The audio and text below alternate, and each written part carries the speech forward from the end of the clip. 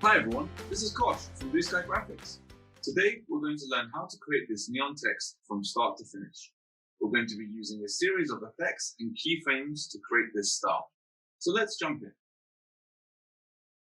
Go ahead and click on the new composition button. We're going to call this master comp.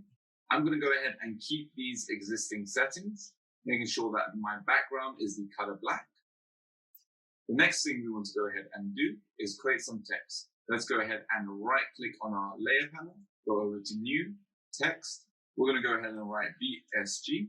I'm going to keep these existing settings that I have for my character options. You can go over to your character settings on the right hand side, and you can change the type of font you have and style to suit your project. I'm going to go ahead over to alignment and then align this to the center of my composition. We want to go over to our text layer, right click, create, and then create mask from text. Go ahead and click on our effects and preset panel, type in stroke, choose generate stroke and double click.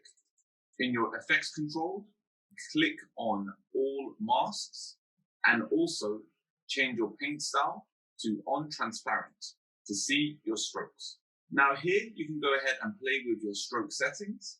You can change your color. Let's go over to a nice red color. You can go ahead and change your brush size, making the stroke thicker or thinner, something like this. You can change your brush hardness, having more of a feathered edge or a harsh edge. You can go ahead and change your opacity, making it more visible or more faint. And then you can go over to your start and end to change the transition of your stroke.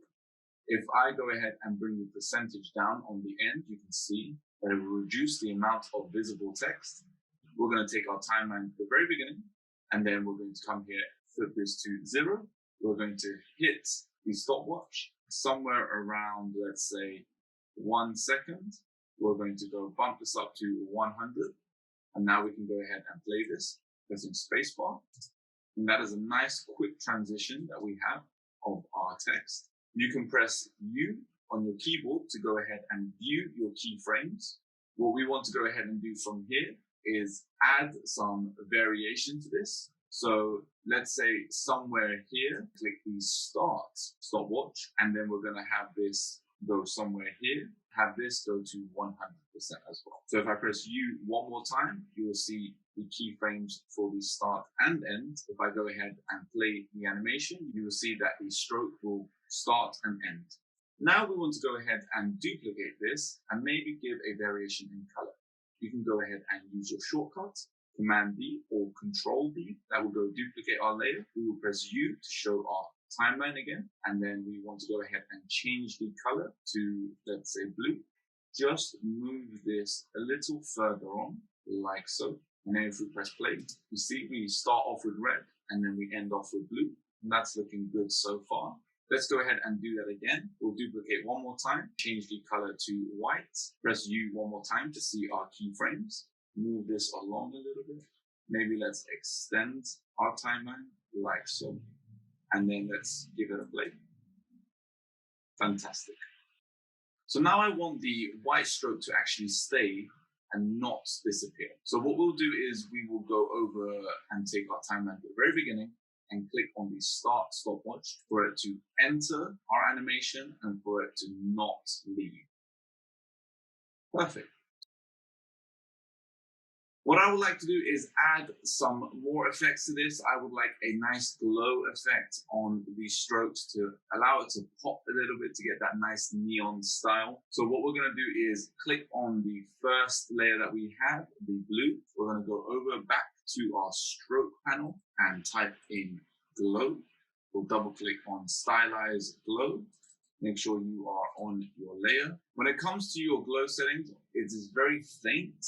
You can move the adjustments of the radius and make it a little bit more visible, but you actually want to go and duplicate this. This is a much better way of working by having a base glow and then duplicating it with Command or Control D to add another glow on top. This will multiply the amount of glow that you have. So usually we want to work on the second glow. You can go ahead and increase the threshold. You can increase the radius, lower the intensity, whatever you like. based upon your style, you can play around with these settings. Everything else can stay at neutral default settings. So we're going to go ahead and say we're going to bump this up a little bit here. It's all about your own visual eye as to what you see and what you like. I'm going to do, say, something like that. I'm just going to have a little view. Okay, that looks good for now. We're going to go ahead and duplicate this for the other stroke layers. Let's click onto Glow 2, hold Shift, and click on the glow above. We're going to do a Command C, a Control C, and then we're going to click onto the second stroke layer. We're going to do a Command V, paste that onto that layer. Let's have a look and see if that is there. Fantastic. That has got a glow as well. And then we want to go ahead and do that for the white stroke as well. One more time, Command V. Perfect. So if we go ahead and play that, great job, everyone. At this point, we're pretty much done. You can go ahead and adjust your transitions and your glow intensity. It is entirely up to you what kind of style and effect that you want.